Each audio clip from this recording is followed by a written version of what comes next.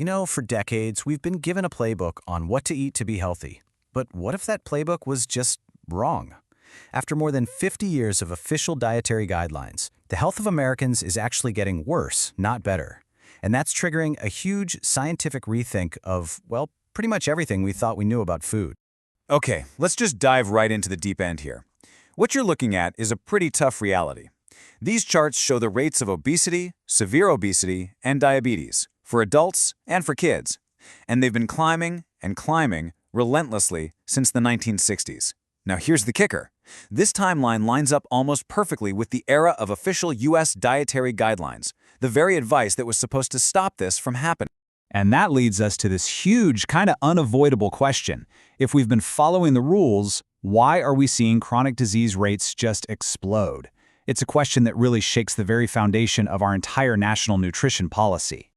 So, to really get a handle on what's at stake, we need to look past the trend lines for a second and just absorb the sheer scale of this health crisis as it stands today. The numbers are just staggering. Right now, an estimated 72% of American adults are carrying excess body weight. And inside that group, 41% actually meet the clinical definition of obesity.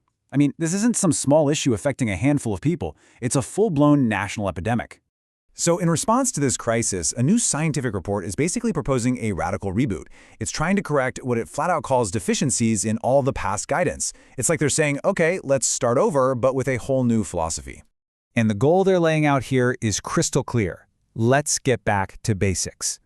The report is arguing that the #1 focus of any dietary guideline has to be pure, solid nutrition science aimed directly at preventing and maybe even reversing the chronic diseases that are just ravaging the country. Okay, now this is where things get really, really interesting. This new approach isn't just about changing what we eat, it's about changing how we even decide what's healthy in the first place. The report is calling for a huge shift in what we consider strong scientific evidence. So for years, a ton of nutrition advice came from these observational studies. All they can really do is show a link or a correlation. People who eat this also tend to have that. But this new report argues we have to prioritize randomized controlled trials, RCTs. These are the gold standard because they're designed to prove that one thing actually causes another. This quote right here, this is the new mantra. It's a demand for proof, plain and simple. What they're saying is just because two things seem to go together, no matter how much sense it makes, that doesn't prove one caused the other. You have to have that causal proof before you tell millions of people how to eat. And this is a perfect and honestly kind of frightening example of why the type of evidence matters so much.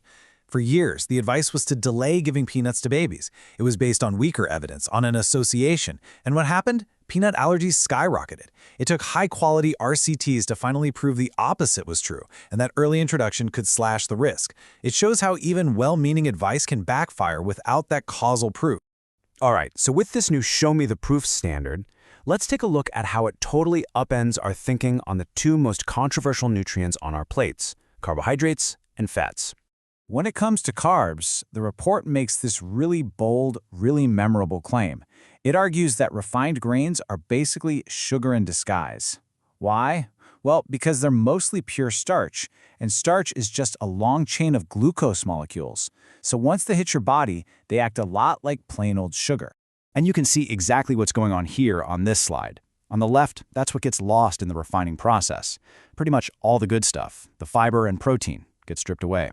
Then you look at the right, and the data shows that these nutrient-depleted grains make up a whopping 87% of all the grains we eat.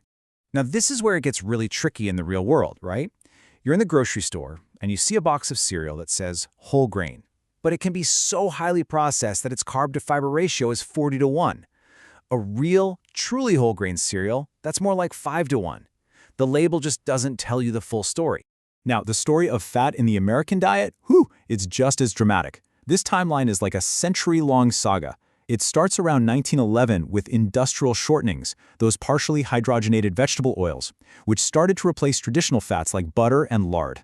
Then, fast forward to 1961, health organizations start telling everyone to swap animal fats for things like polyunsaturated oils.